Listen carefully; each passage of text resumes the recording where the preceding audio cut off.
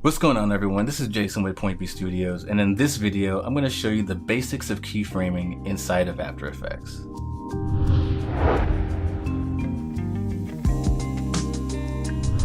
Alright, so in motion design, keyframing is one of the essential tools you need to animate something over time. If you're getting into this kind of work, you definitely need to have keyframing under your belt.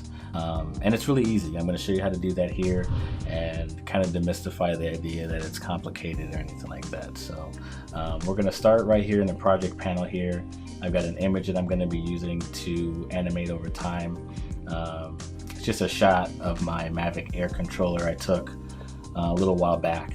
And I'm basically going to bring this in here. Basically what I'm going to do is I'm going to create a composition from this image right here. So I showed you last time you can create a composition by going to new composition and setting things up that way. In this tutorial, I'm going to click and drag it over this icon here, let go, and I'm going to start a new composition that way. The other way you can do it also is by right clicking on the in this case image that we're using, and go to new comp from selection, and we'll do the same thing that way. The next thing we're going to do is we're going to click on this little caret and we're going to twirl this down, and we're going to reveal transform properties for this image. We're going to twirl this down again, and we're going to basically have all the transform properties that are available for this image and basically every layer that you bring into the timeline. Every layer will have anchor point, position, scale, rotation, and opacity options for you to manipulate inside of the timeline. So today we're not going to go over all of these. We're just going to worry about one or two of them. But one thing I do want you to pay attention to is that each of these have stopwatches next to them. And basically the stopwatches indicate keyframing and animation. And so everything that you see in After Effects that has a stopwatch next to it indicates that you can animate that feature over time. So in this case, I'm going to isolate the scale and I'm going to isolate the position. So we'll start with the scale first, and I'm just going to isolate the scale by hitting the S key. S key is a shortcut for scale inside of After Effects. And we're going to start animating. So the first thing we're going to do is I have my playhead here at the 0 mark, and I'm going to go ahead and I'm going to click the stopwatch here, and that's going to enable a keyframe. You can see that to the left here.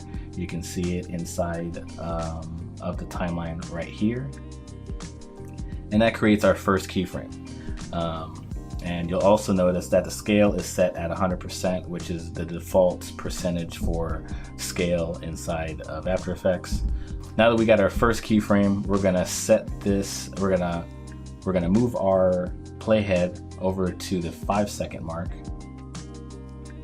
and then what we're gonna do is we're gonna add another keyframe. And to do that, we're gonna go over to this side here, and we're gonna click this keyframe button right here, and we'll add a second keyframe. Now the third thing we're going to do with this keyframe actually is we're going to increase the scale of this by, in this case, we're going to move it up 100 to 125%. So now if you look at the two keyframes, you can toggle between the two keyframes back here. You can go to the first one here. We'll see the first one set at 100% and the second one set at 125%. So basically, you're noticing here that the keyframe is holding the information of the scale that we set for that keyframe. So all this is saying is that between these two keyframes, if we play this back, the image is animating from 100% to 125% over the course of 5 seconds. And then it stops. Now, if we want this keyframe to last 10 seconds, we can go to the 10-second mark, and then we can take the second keyframe and drag it over, and we can make the animation last 10 seconds, and it'll do just that. If we want it to be even quicker, we can set it to maybe the 2-second mark, and we'll take that and we'll drag it over, and the animation will last 2 seconds. So really it's up to you to determine how fast you want any given animation to last. In this case, we're going to go back to the 5-second mark, and we've already just animated this image over the course of time. And it's really that easy. 2 keyframes allow you to animate something over time. You can add more keyframes than 2 if you want to. If you want to, change up the speed of something scaling over time, you can do that as well. Maybe we'll add a 3rd keyframe. So we've got over 5 seconds. It's scaling from 100 to 125. But over the next of another 5 seconds, we'll have it scale from 125 on the 2nd keyframe to 135. So we're seeing a bit slower of an animation between the 2nd and 3rd keyframes. So you just have a lot of play, a lot of options to go with, getting a real subtle look in your animation over time. So lastly, we'll go and we'll also animate the position, since we want to see what that looks like. So I'll click on the layer here, and I'm actually going to hit Shift and P. So by hitting Shift P, I've also brought in the position. I'm going to click on its stopwatch, make a keyframe, and you see I have my playhead at the 0 part. So I've got my first keyframe there. And the second thing you'll notice is that my position is set in X and Y coordinates. So the first number here is your X coordinate, so you manipulate your position horizontally. The second coordinate is your Y coordinate, so you can manipulate your position vertically. So for this, what I'm going to do is, I'm not even going to create the same number of keyframes. So I'm going to move this over to the 3rd keyframe, and I'm going to go ahead and add that keyframe to the position. And what I'm going to do is I'm going to move the 2nd value, which is our Y value.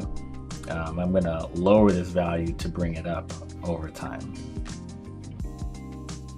And as you can see here, it's moved up. You can even see right here in the middle, you can see a little line that was created, and that means that basically it's showing you the movement of the image over time.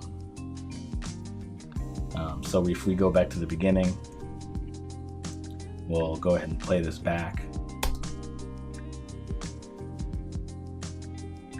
And you'll see that not only is the image scaling up, but it's also, its position is moving vertically in the timeline upwards. So it's getting kind of a push up as it's scaling. If this is a little bit difficult for you to understand what the position is doing and what those numbers mean, you can actually right click on the position here, click on separate dimensions, and what that'll do is it will divide the X and the Y position into its own separate coordinates, so you can manipulate them individually that way. When I first started animating, it was a little bit easier for me to understand it this way. If it's easier for you to understand it that way, you have that option there. If you want to leave it alone, that's good too.